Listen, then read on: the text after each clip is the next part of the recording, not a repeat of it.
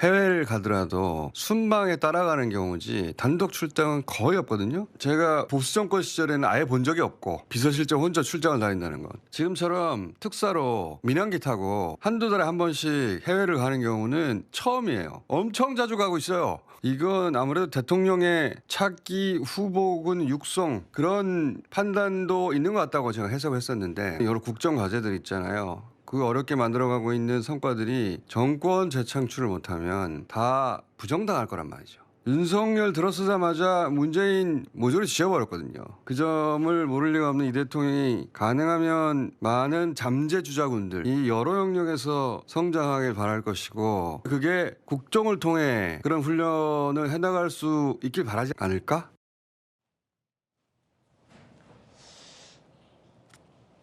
거의 국정의 삼남한상을 다 해설하고 있는 유튜버 김호준 씨인데요. 지난번 김민석 총리의 미국 순방에 대해서는 대통령의 차기 주자 육성이다라고 얘기하던 이번엔 강훈식 비서실장의 아랍에미리트 순방에 대해서도 차기 주자 육성이다라고 비슷한 맥락의 발언을 한 겁니다. 그러자 친명계 김영진 의원이 김호준 씨를 강하게 비판했습니다. 들어보시죠.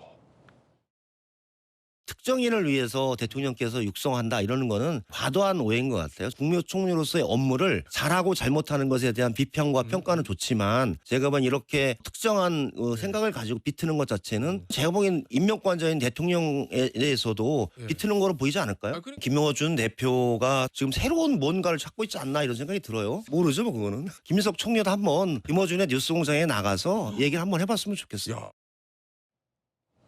총리를 비트는 건 대통령을 비트는 거다라고 발언한 겁니다.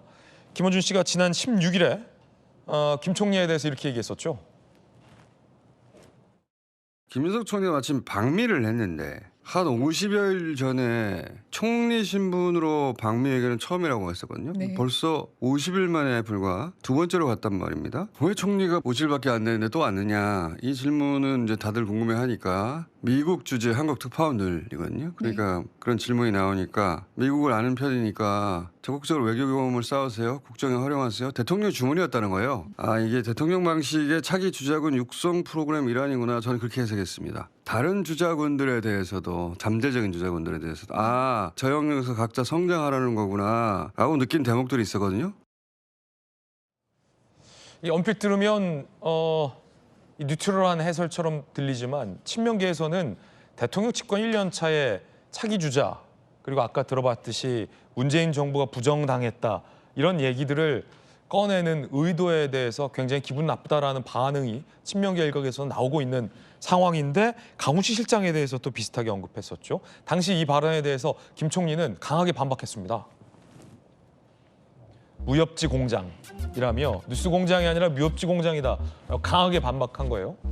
사실 왜곡과 정치 과잉에 비논리 비윤리 어처구니 없는 뭐 공상 뭐 그때 당시에 이제 공소 취소 거래설과 맞물려서 종합적으로 이런 반응들을 냈는데 양태정 변호사 스튜디오에 모셨습니다.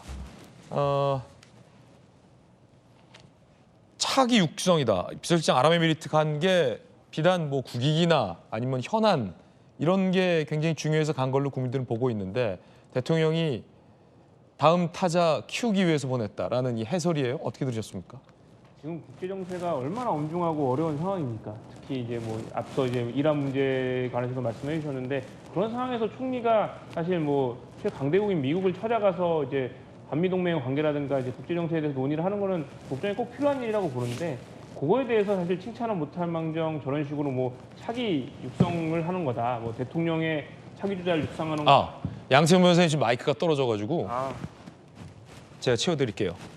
마이크를 어디다 찬 거예요? 여기다 떨어졌네. 그러면 들고 얘기하겠습니다. 제가 채워드릴게요. 시청자분들이 좀 안 들릴 수 있어서 네. 네네네 마이크를 제가 채워드리겠습니다.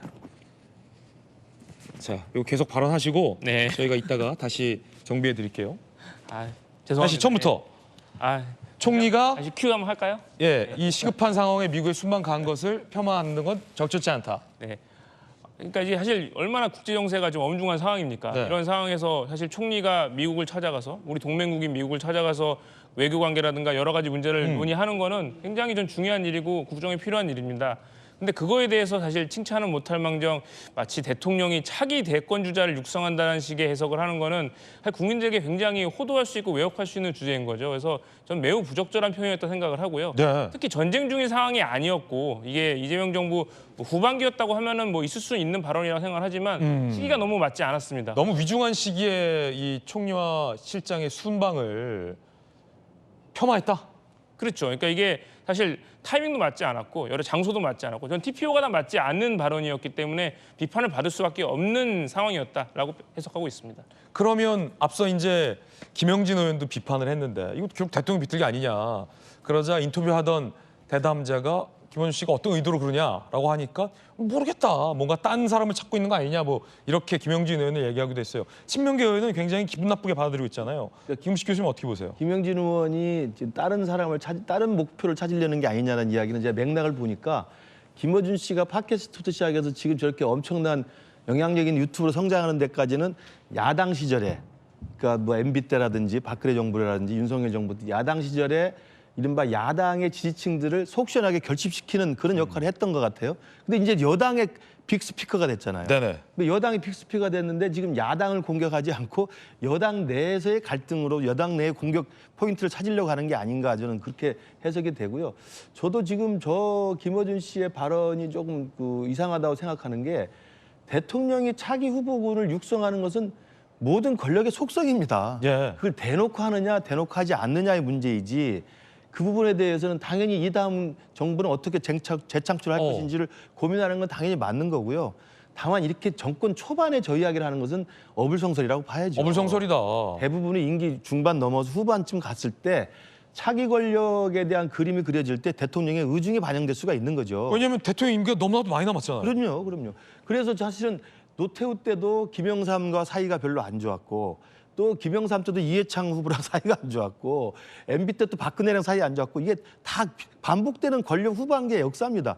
근데 지금 정권 초반기에 1년도 안 된 상황에서 이재명 대통령이 차기 주자를 육성하려고 하고 있다라고 이야기하는 건 지나치게 견강부의 성격이 강하고 왜냐하면 강훈식 실장이 저는 아라고 MB 때 간 것도 몰랐어요.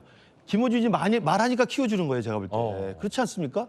비서실장이 일이 있어서 비행기를 타고 해외 출장 갈 수 있는 건데 그게 과연 그러면 차기 주자를 육성하는 의도일까요? 오히려 김어준 씨가 이걸 공론화시키고 이슈화시키니까 오히려 그런가? 라고 생각하면서 차기 주자 반열에 올라가는 듯한 저는 역효과가 있는 것 같아서 저는 지금의 이 상황은 그 조국혁신당 합당 그리고 이번에 이른바 공소취소 거래설 등등해서 이른바 친명 비명 내지는 친명 사이에 여권 내부의 갈등이 지금 쉽게 가라앉지 않겠구나라고 하는 걸 반증하는 게 아닌가 싶습니다.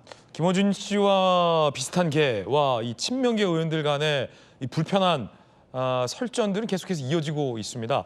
얼마 전 정천회 대표가 김어준 씨 방송에 출연을 한 바 있습니다. 그때 이 대통령의 뜻에 대해서 정 대표가 여러 차례 얘기를 했습니다. 물론 이 정 대표의 취지는 이 대통령의 뜻과 당의 생각이 다르지 않았다라는 것을 설명하기 위한 취지였는데 친명계의 한준호 의원이 정 대표의 표현을 이 문제 삼았습니다. 일단 그때 정 대표가 뭐라고 얘기했는지부터 한번 보시죠.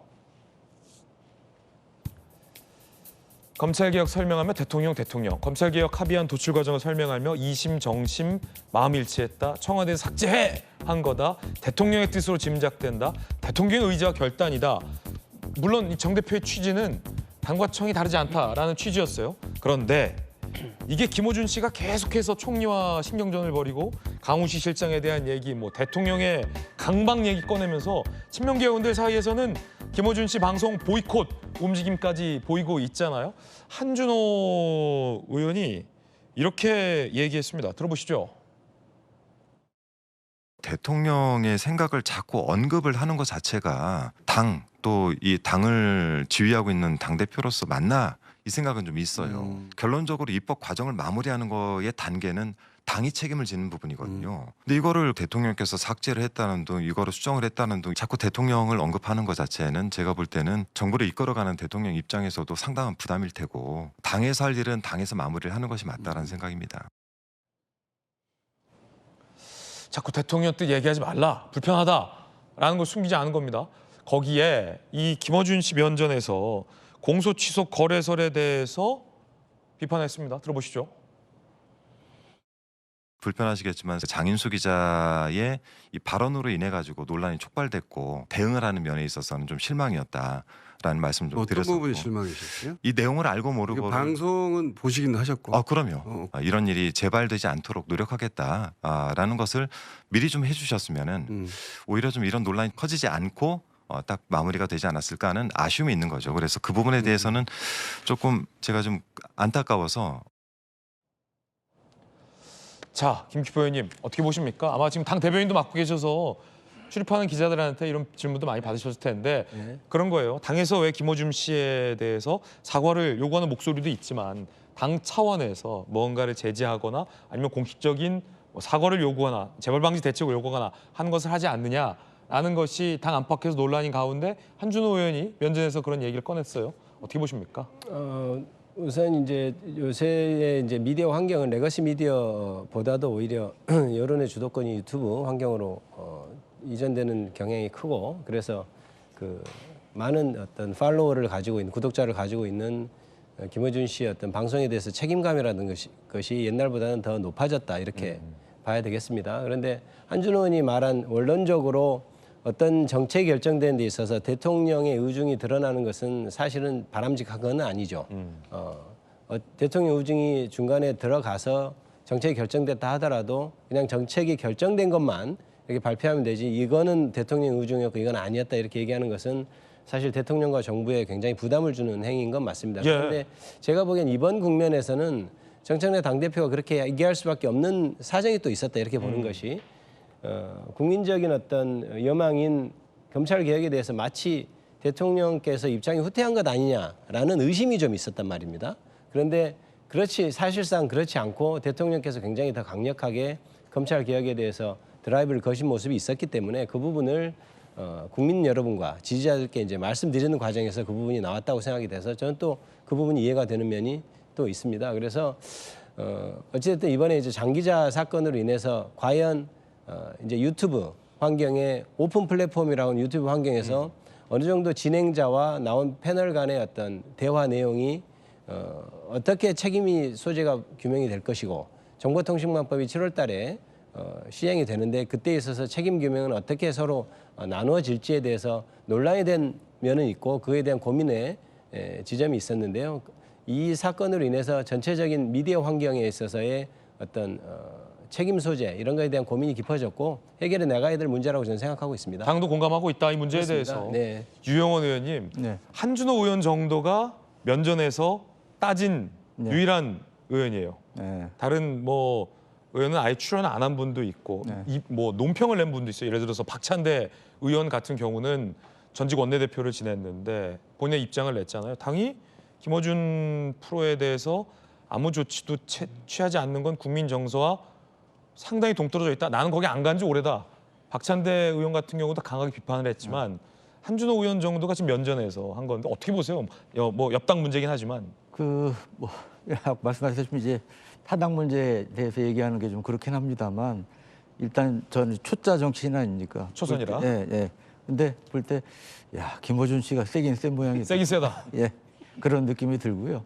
두 번째는 전통적으로 이제 국힘 같은 경우 보면 지난 정부에서 사실은 대통령과 당과의 관계가 너무 수직적, 일방적이었고 뭐 이제 그게 사실 역기능도 있고 비판도 많이 받았죠, 사실은. 근데 지금의 당청 관계를 보면 그거하고는 상당히 좀 대비되는 이러한 모습인 것 같고, 그래서 그게 어떤 민주주의 측면에서 긍정적인 면도 있겠으나 지금 이재명 대통령에서 취임하신 지 아직 1년도 아직 안 되지 않았습니까? 지금 이제 한 10개월 된 거죠. 그래서 그런 면에서 보면 굉장히 좀 이례적인 이런 상황이 아닌가 싶습니다. 그리고 저희가 이제 그 지지자들한테 비판받는 것 중에 하나가 굉장히 저희가 이제 제대로 못 싸우고 있다 이런 지적도 받는데, 그 중에 하나가 원래 전수 중에 적군에서 분열이 일어나면 일부러 그 내분을 일으키기도 하잖아요. 이간책을 써가지고. 근데 그런 상황이 벌어졌는데도 그것을 지금 야당이 잘 활용을 못하는 것 같다는 지적을 하신 분도 있는데, 이제 그런 지적이 상당히 뼈 아파지는 그런 대목입니다. 야당의 내부는 또 잠시 후에 저희가 다뤄드리겠습니다. 그런가 하면 이번엔 이 반격입니다. 특히나 이제 조국 합당 문제와 관련해서 김어준 씨와 정청래 대표와 같은 강한 입장에 섰던 유시민 씨가 이른바 이 강성 친명계를 비판했습니다. 들어보십시오. 지금 이제 내 친명이요 이러면서 막 내세우는 사람들은 문제가 생기면 제일 먼저 돌 던져 손에 대고.